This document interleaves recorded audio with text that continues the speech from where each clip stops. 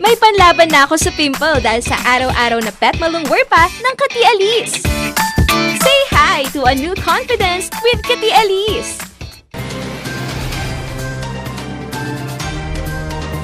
Narito na ang mga nagpapagang balita. Dalawang batang natabunan sa Barangay Dominican Mirador nahanapan na. Bagyong Maring nag-iwan ng matinding pinsala sa rehiyon ng Cordillera. Ilang bahay sa La Union lubog pa rin sa baha. Buong pamilya patay sa landslide sa bayan ng Sison, Pangasinan. Mga panuntunan kaugnay sa Whole Departure Order tatalakayin sa Ikaw at ang Batas. At lugar kung saan sumadsad ang dalawang barge naging instant tourist attraction.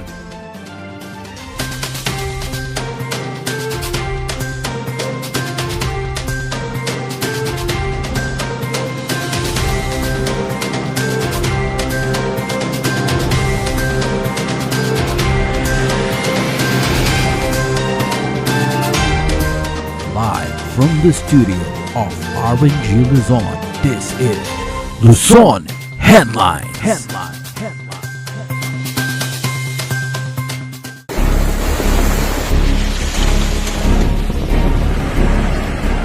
Matinding pinsala ang iniwan ng Bagyong Maring sa rehiyon ng Cordillera.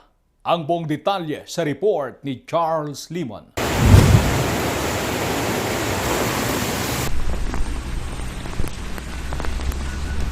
Sa pag-alis ng Bagyong Maring sa bansa, nag-iwan ito ng malaking pinsala sa rehiyon. Sa probinsya ng Benguet na nanatiling sarado sa trapiko ang Asin San Pascual ng Alisan Road dahil sa mga pagguho ng lupa at mga natumbang puno. Sarado rin ang siyam na kalsada sa mga bayan ng Kibungan, Bugyas at Bakun.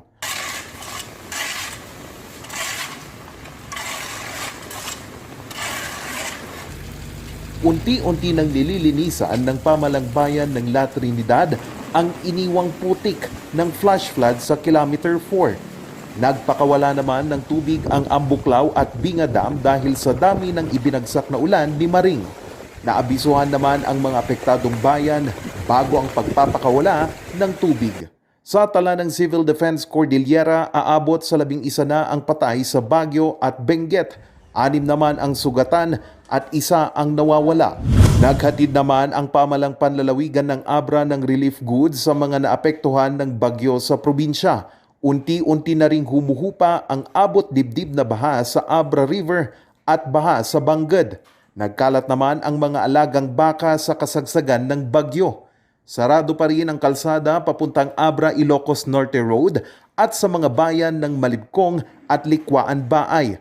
Sinusubukan naman ng Abreco at ng NGCP na ibalik ulit ang supply ng kuryente sa probinsya.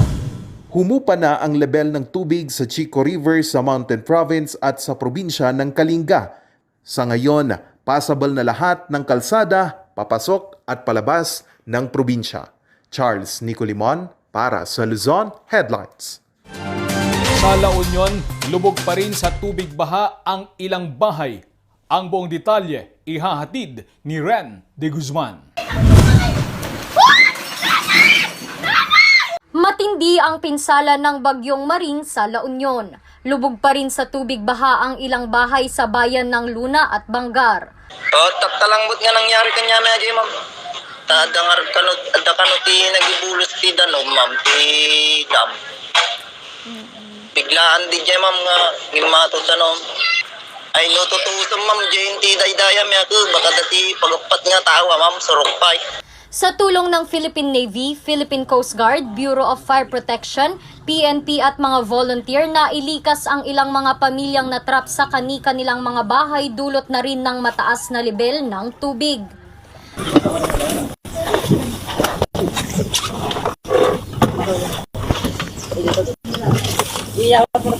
Palampasin mo sa tali. Tali. Tali. Apa, ting, baba.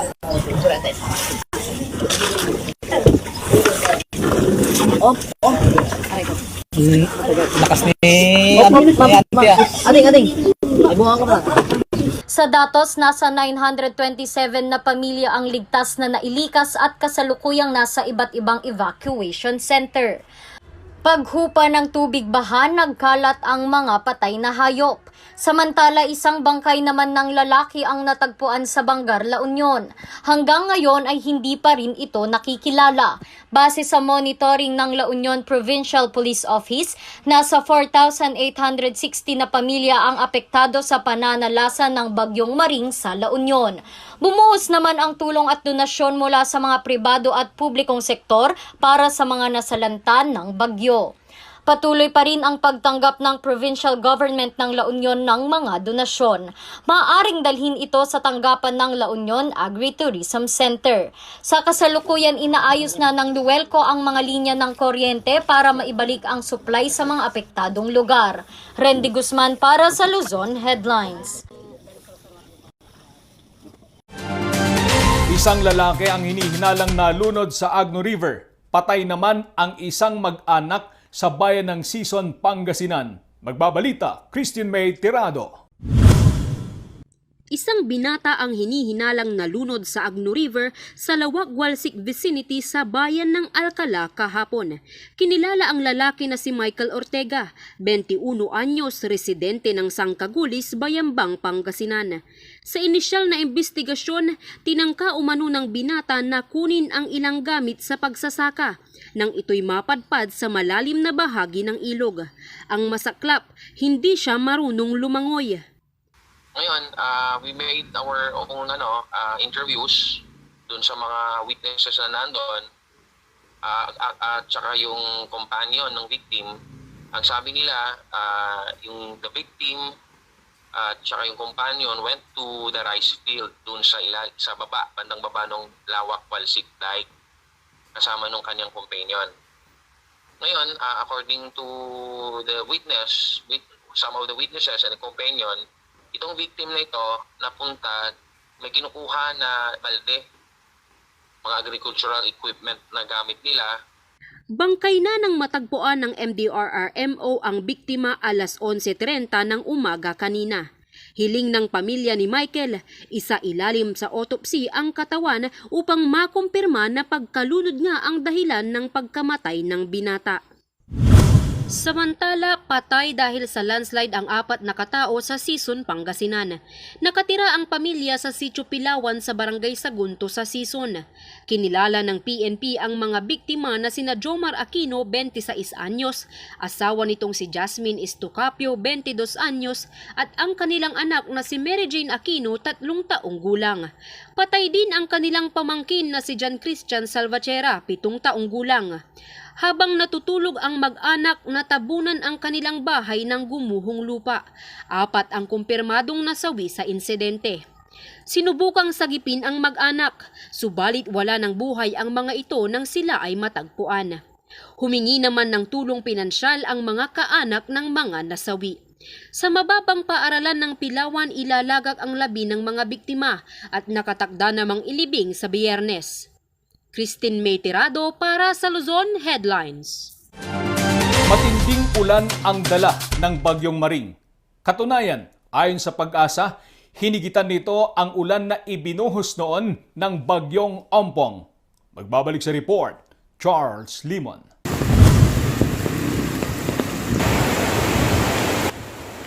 Sa pananalasa ng Bagyong Maring sa Cordillera, ikinagulat ang sobrang buhos ng ulan. Unexpectedly kasi ang layo ng bagyo sa atin eh. Though malawak nga yung malawak talaga yung saklaw niya. Magkakaiba kasi yung forecast ng mga weather stations eh.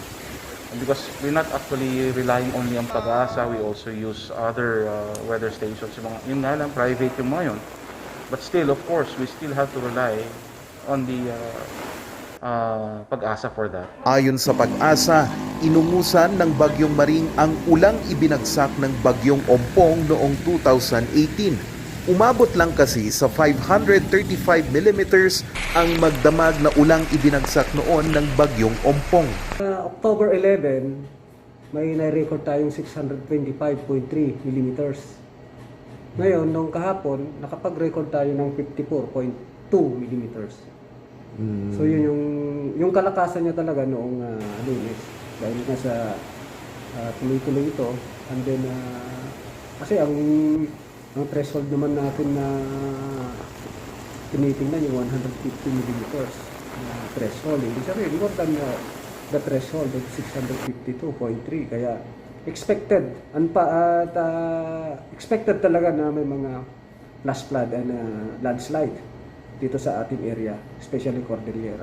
Dagdag pa ng Pag-asa, hindi naman sila nagkulang sa pagpapaalala sa publiko tungkol kay Maring.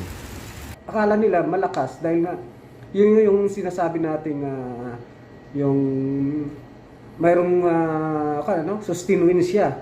Tapos iba pa yung ibig sabihin yung pagbugso. Akala nila ganun kalakas pero ang sukat naman ng Pag-asa talaga ay signal number 1. Anyway, kahit naman signal number 1 or number 2, lagi naman tayo nagbibigay ng mga information, wag na nilang ikon yung kung malakas o pa. Basta ang binibigay ng Pag-asa, yung hazard na bibigay, like yung lakas ng ulan. Kasi yun ang isang hazard na ating iniiwasan, yung lakas ng ulan, Bagamat nakalabas na sa Philippine Area of Responsibility si Bagyong Maring, asahan pa rin ang maulang panahon dahil sa habagat sa Northern Luzon. Yung Southwest Monsoon naman, medyo na-enhance ng kaunti ni Maring habang papalabas kasi ito. Mayroon siyang hangin na yung circulation at na-enhance niya yung Southwest Monsoon. Kaya yun yung isa sa mga weather system natin na makaka-apekto dito sa ating area. Sa taya ng Pag-asa, 5 pang bagyo ang darating sa bansa bago magtapos ang taon. Charles Nicolimon para sa Luzon Headlines. Dahil pa rin sa matinding buhos ng ulan, maging ang mga pasyalan sa Baguio City binaha. Magbabalita, Irish Kawile. Hindi rin nakaligtas ang mga pasyalan sa Baguio City sa hagupit ni Bagyong Maring. Apektado di lamang ang mga kabahayan, kundi maging ang mga pasyalan. Sa mga larawang kuha ng Baguio Tourist Police Office, kita ang mga sanga ng mga punong natapyas sa Burnham Park. Tinangay at halos lumubog din ang mga bangka sa Burnham Lake sa kasagsagan ng ulan kahapon. Dahil dito, nagbayanihan ang mga pulis ng Baguio Tourist Police Unit, mga boat concessionaires at security guards. Gamit ang lubid, tulong-tulong sila para maiahon ang mga lumubog na bangka sa Burnham Lake. Isa sa mga dahilan umano ng pagbaha ay ang kanal na barahan ng mga plastic gaya ng face shield. Pinaalalahanan ni Mayor Benjamin Magalong ang mga residente na itapon sa tamang tapunan ang mga basura gaya ng face mask, face shield at mga personal protective equipments. Ilang mga pangunahing kali ng lungsod gaya ng Harrison at Burnham Park Road ang binaha sa kasagsagan ng Bagyong Maring. Samantala, tuluyan ang nakalabas sa Philippine Area of Responsibility o PAR ang Bagyong Maring na nag-iwan ng mga pinsala sa Hilagang Luzon. Irish Kawili para sa Luzon Headlines. Susunod, bangkay ng 2 batang natabunan sa Barangay Dominican Mirador nahanapan na. Yan at iba pang balita sa pagbabalik ng Luzon Headlines.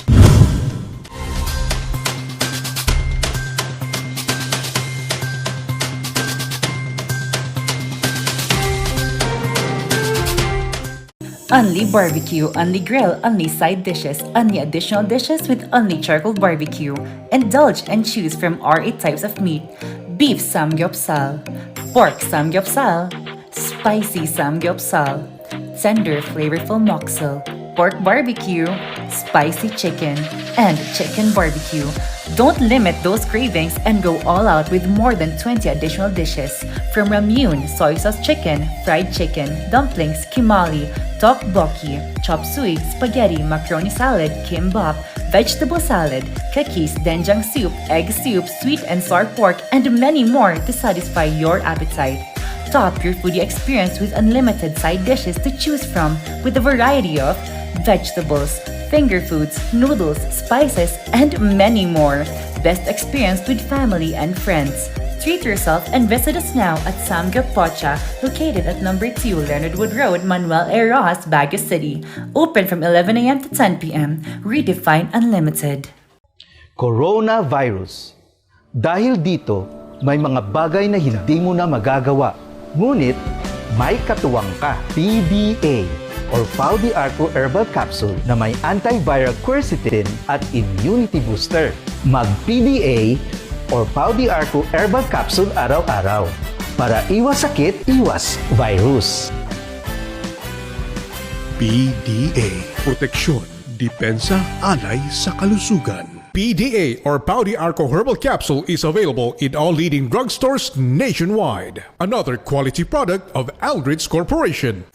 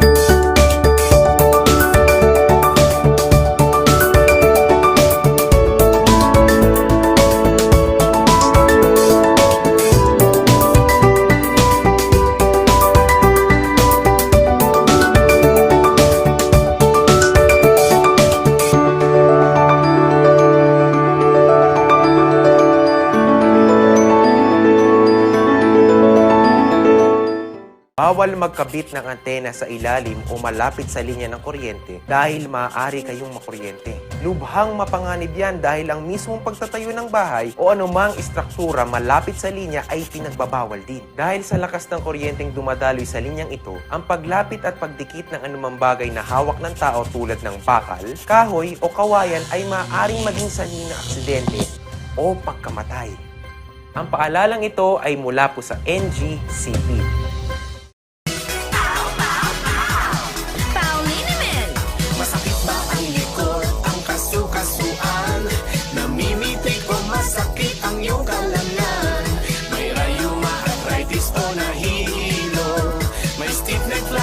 So masakit ang ulo sa Pauliniment yung haway garantisado. Pauliniment, isang pahig ka lang. Dahil walang out sa Pau!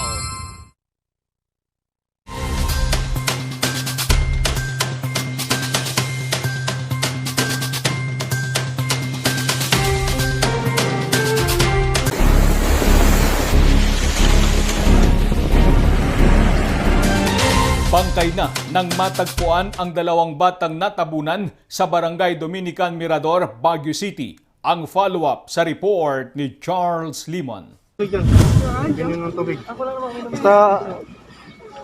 Anak ko! Anak ko! Anak ko! Si Tanya ko yan! Anak ko, hindi ko kayang sigurahin tsura mo, anak. Panaghoy ang bumalot habang pinagmamasdan ni Aling Marjorie ang dalawa nitong apo na natabunan sa Barangay Dominican Mirador. Konting tubig lang po, konting tubig lang muna.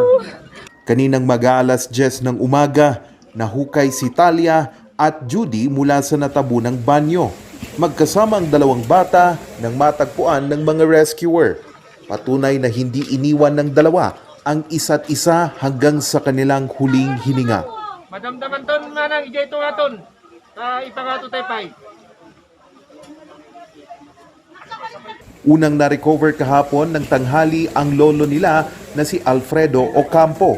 Ikwinento naman ni Aling Marjorie kung paano siya nakaligtas sa landslide. Ako po ang nahagip nung magkasunod kami ng asawa ko. Ako po naitulak doon sa may isang building na yon.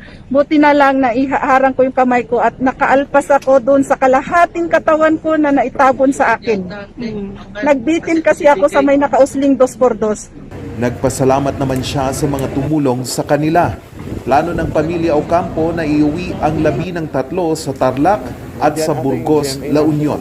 Hindi ko po masasabi kung anong masakit man, pero tanggapin natin. Diyos lang ang nakakaalam kung anong plano sa atin. Pagkatapos namin iburol, hanggang bukas, iuwi namin bukas sa Tarlac yung dalawa. Yung isa, makikoordinate ang DSWD sa Burgos, tayo iuwi rin nila. Si Talia Casidi at saka si Alfredo Campo, doon namin ibuburol. Yung si Judy Rose, iuwi po sa Burgos, La Union, sa Tumapok. Dinala kaagad kanina sa punerarya ang bangkay ng mga bata para sa lamay ng mga ito. Tiniyak naman ng pamalang lungsod ng Baguio ang agarang tulong sa pamilya ng mga biktima. Charles Nicolimon para sa Luzon Headlines.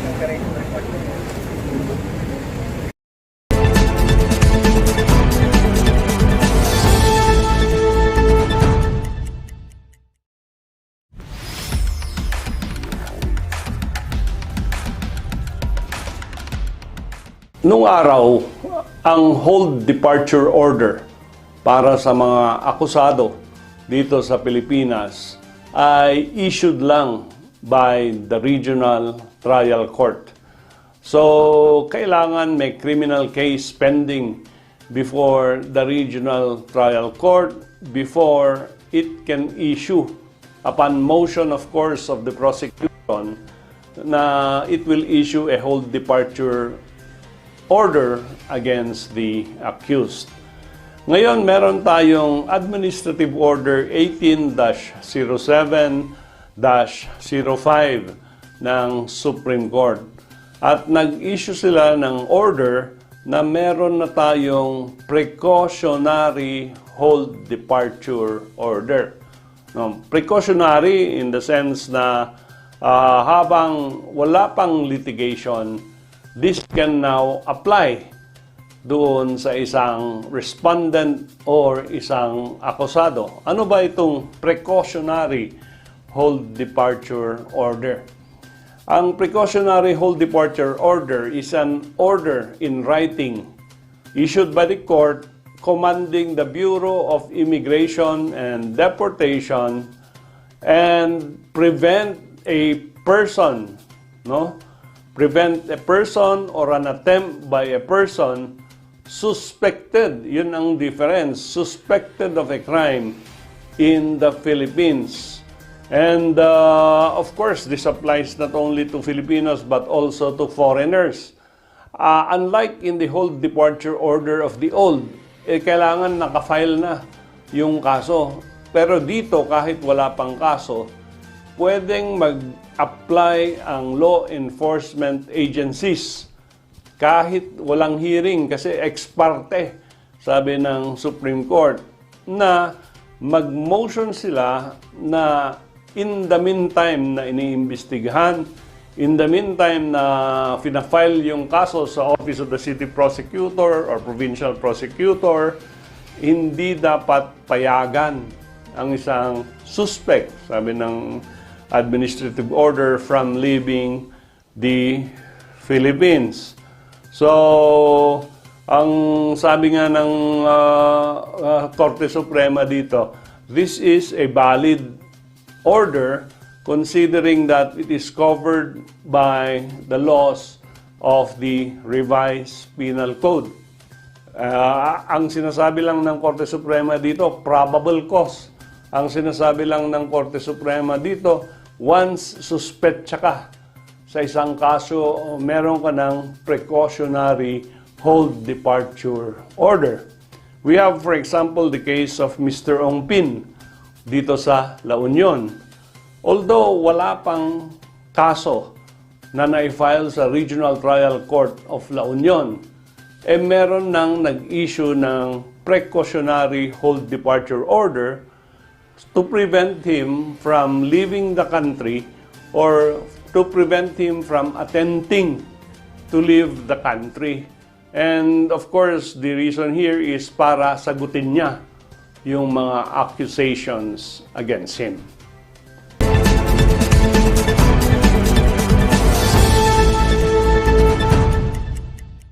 Ang bahaging ito ay hatid sa inyo ng Pines Estate and Gaming Corporation.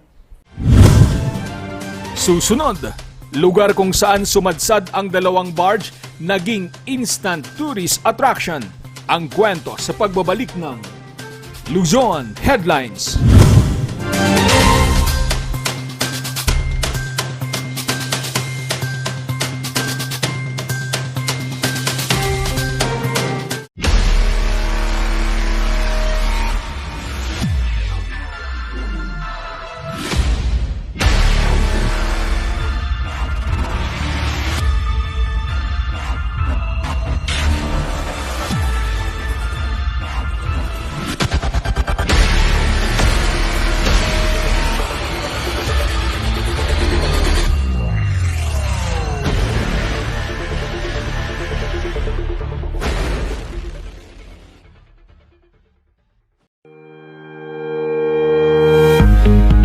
The Baguio Country Club, the first and only 5-star mountain resort in the Philippines, is fully equipped and ready to welcome you back. The club has thoroughly worked on adapting to the new normal. The usage of any of the facilities and amenities of the club is governed with specific rules, regulations, and procedures in accordance to the medical, physical distancing, and disinfecting protocols. And as you return back here to your second home and make new memories with us, we assure you that at the Baguio Country Club, you do not have to worry because we can assure you that the club continuously puts great importance to the health, safety, and wellness of its members, guests, and employees.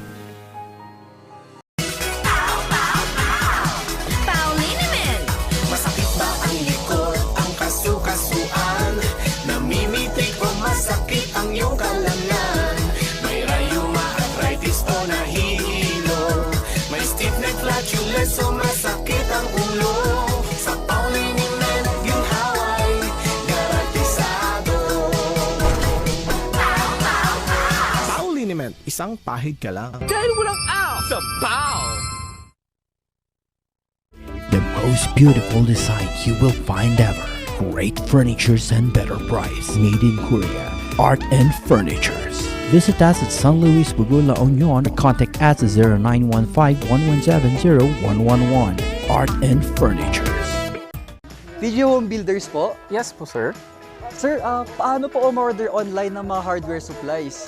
Punta lang po kayo sa facebook.com/tghomebuilders at i-message nyo na lang po kami doon at mayroon lang pong sasagot sa inyo. Sir, ang TG Home Builders po ay isang tindahan na nag-offer po ng mga finishing material. Easy to install at mas makakatipid po sila ng oras at sa pera po nila. Mas concentrated po kami sa mga modern materials. TG Home Builders! We turn houses into homes! Coronavirus. Dahil dito, may mga bagay na hindi mo na magagawa. Ngunit, may katuwang ka. PDA or Paldiarco Herbal Capsule na may antiviral quercetin at immunity booster. Mag-PDA or Paldiarco Herbal Capsule araw-araw para iwas sakit, iwas virus. PDA. Proteksyon, depensa, alay sa kalusugan. PDA or Paldiarco Herbal Capsule is available in all leading drugstores nationwide. Another quality product of Aldrich Corporation.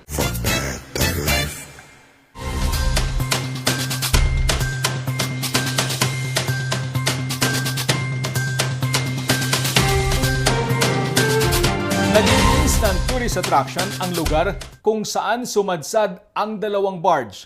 May kwento si Randy Guzman. In Instant tourist attraction na ang dalawang barge na sumadsad sa dalampasigan ng San Carlos, Cabala, Union.